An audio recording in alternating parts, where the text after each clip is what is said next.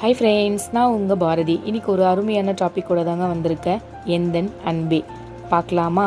கற்பனையில் மட்டுமே காதலை உணர்ந்தவள் நான். இன்று என்னுடைய அத்தனை கற்பனைகளும் தோற்கும் அளவிற்கு ஒரு காதலை உணர்கின்றேன்.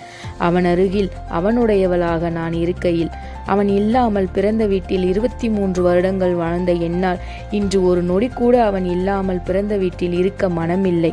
அவன் வாங்கும் சம்பளத்தில் அவன் அடைக்க வேண்டிய கடன்கள் ஏராளமாக இருக்கின்றது.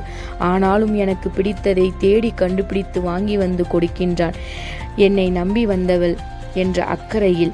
என்னவன் என்னிடம் கோபப்படும் பொழுதும் திட்டும் பொழுதும் என்னடா வாழ்க்கைன்னு தோணும். ஆனால் கொஞ்ச நேரம் கழித்து வந்து பேசும்பொழுது வாழ்ந்தா இவரோட தான் வாழணும்னு தோணும். 1000 தலையணிகள் இருந்தாலும் என்னவன் கையில் படுத்து உறங்குவதற்கு ஈடாகாது. பிரார்த்தனைகளின் உன் பெயர், சிந்தனைகளின் உன் முகம், தனிமையில் உன் குரல், சோர்வுகளின் உன் சிரிப்பு, உறக்கங்களின் உன் கனா, உன்னில் நிறைவுறும் இவ்வாழ்வு அழகாகவே இருக்கிறது. நினைத்ததை விட. எந்த பிறவியில் என்ன தவம் செய்தேனோ, எனக்காக என்ன வேண்டுமானாலும் செய்யும் என்னவன் என் துணையாக கிடைக்க. இன்னொரு சூப்பரான டாபிக்ல பார்க்குறேன். பாய்.